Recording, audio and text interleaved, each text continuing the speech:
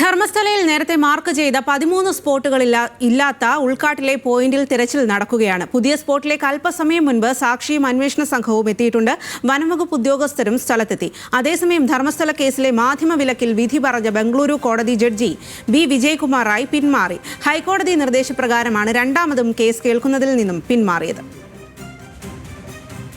Sareesh P K ആണ് വിവരങ്ങളുമായി ചേരുന്നത്. സരീഷ്, ഇന്നത്തെ പരിശോധന ഏത് രീതിയിലാണ് ഇപ്പോൾ പുരോഗമിക്കുന്നത്? അതുപോലെ തന്നെ മറ്റ് ഈ വിഷയത്തിലുള്ള കൂടുതൽ വിവരങ്ങൾ എന്തെല്ലാമാണ്? സാക്ഷി നേരത്തെ 13 പോയിന്റുകളായിരുന്നു ഈ അന്വേഷണ സംഘത്തിന് കാണിച്ചു കൊടുത്തിരുന്നത്. അതിൽ 11, 12, 13 പോയിന്റുകളായിരുന്നു ഇനി അവശേഷിച്ചിരുന്നത്. ഇന്ന് രാവിലെ സാധാരണഗതിയിൽ 11 പോയിന്റിലാണ് സാക്ഷിയെ എത്തിക്കുകയും അവിടെ പരിശോധന നടത്തുകയും ചെയ്യേണ്ടത്. പക്ഷേ ഇപ്പോൾ അന്വേഷണ സംഘമുള്ളത് ഈ 10ാമത്തെ പോയിന്റിൽ നിന്നും ഏതാണ്ട് 100 അടി അകത്ത് കാടിനുള്ളിലാണ് അന്വേഷണ സംഘം ഉള്ളത് എന്നാണ് മനസ്സിലാക്കുന്നത്. നേരെ അകത്തേക്ക് പോയി അവിടെ നേരത്തെ മാർക്ക് ചെയ്തിരുന്നില്ല. ആകെ 13 പോയിന്റുകളായിരുന്നു മാർക്ക് ചെയ്തിരുന്നത് എന്നായിരുന്നു ഔദ്യോഗികമായി അറിയിച്ചിരുന്നത്.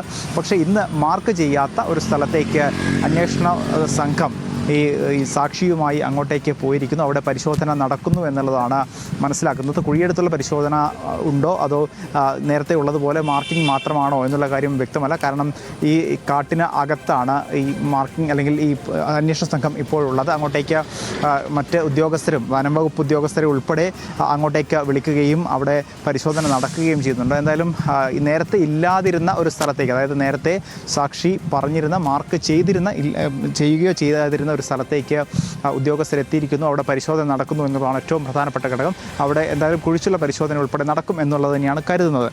അതിനിടയിലാണ് ഈ ജഡ്ജി ഈ മാധ്യമ വിലക്കുമായി ബന്ധപ്പെട്ട് വിധി പറഞ്ഞ ജഡ്ജി കേസിൽ നിന്നും പിന്മാറുന്നു എന്നുള്ള കാര്യം പുറത്തു വരുന്നത്. നേരത്തെ ഈ ഇത്തരത്തിൽ ക്ഷേത്രത്തിൻ്റെ പേരോ അല്ലെങ്കിൽ ആളുകളുടെ പേരോ പറയരുത് എന്നൊരു വിലക്ക് ഈ ജഡ്ജി ഏർപ്പെടുത്തിയിരുന്നു. അതിനെതിരെ ഒരു യൂട്യൂബറാണ് ഹൈക്കോടതിയെ സമീപിച്ചത്. ആ ഹൈക്കോടതി നിർദ്ദേശപ്രകാരം താൽക്കാലികമായി അത് മരവിപ്പിക്കുകയും വീണ്ടും ഈ കേസ് കേൾക്കണം എന്നൊരു നിർദ്ദേശം പറഞ്ഞ് കീഴ്ക്കോടതിയിലേക്ക് പിന്നെയും വീണ്ടും അയക്കുകയായിരുന്നു. അതിനിടയിലാണ് ഈ കോടതി കേൾക്കുന്നതിൽ നിന്നും ജഡ്ജി പിന്മാറിയിരിക്കുന്നത്. ജഡ്ജി ബി വിജയ് റായ് ആണ് ഈ കേസിൽ നിന്ന് പിന്മാറിയിരിക്കുന്നത്. അതിന് കാരണമായി പറയുന്നത് ഈ വിജയ് റായ് പഠിച്ചത് ധർമ്മസ്ഥല ട്രസ്റ്റിൻ്റെ കോളേജിലാണ്. ജഡ്ജിയായ അതോടൊപ്പം തന്നെ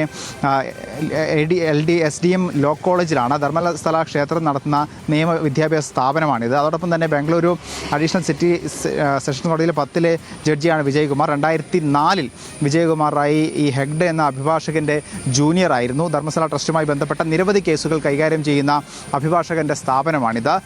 അതോടൊപ്പം തന്നെ ധർമ്മസ്ഥല ട്രസ്റ്റുമായി ബന്ധപ്പെട്ട വാർത്തകൾ അല്ലെങ്കിൽ അതുമായി ബന്ധപ്പെട്ട് നേരത്തെ തന്നെ പല ആരോപണങ്ങൾ ഉയരുകയും അതൊക്കെ കൈകാര്യം ചെയ്യുകയും ചെയ്യുന്നത് ഇദ്ദേഹത്തിൻ്റെ സീനിയറായ അഭിഭാഷകനായിരുന്നു. അങ്ങനെ ട്രസ്റ്റുമായി ഏറ്റവും അടുത്ത ബന്ധമുണ്ട് എന്ന് ആരോപണം നേരിടുകയും അഭിഭാഷകർ തന്നെ, അതായത് ഈ കേസുമായി ബന്ധപ്പെട്ട അഭിഭാഷകർ തന്നെ ഈ ജഡ്ജി കേൾക്കുന്നത് ശരിയല്ല എന്ന രീതിയിലുള്ള പരാതി ഉന്നയിക്കുകയും ഒക്കെ ചെയ്തിരുന്നു. ഈ സാഹചര്യത്തിലാണ് ഈ കേസ് കേൾക്കുന്നതിൽ നിന്നും ഈ ജഡ്ജി തന്നെ പിന്മാറിയിരിക്കുന്നത്. എന്തായാലും ഏറ്റവും നിർണായകമായ ഒരു ഘട്ടത്തിലേക്ക് കേസും അതോടൊപ്പം തന്നെ ഈ തിരച്ചിലും വഴിമാറുന്നു എന്നാണ് മനസ്സിലാക്കേണ്ടത്. എന്തായാലും അകത്ത്, അതായത് നേരത്തെ ചൂണ്ടിക്കാട്ടാതിരുന്ന മാർക്ക് ചെയ്യാതിരുന്ന സ്ഥലത്ത് പുതിയതായി പരിശോധന നടക്കുന്നു.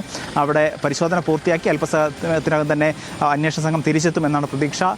എന്തായാലും ഏറ്റവും നിർണായകമായ നിമിഷങ്ങളിലൂടെയാണ് ഈ ധർമ്മസ്ഥല കേസ് മുന്നോട്ട് പോകുന്നത്.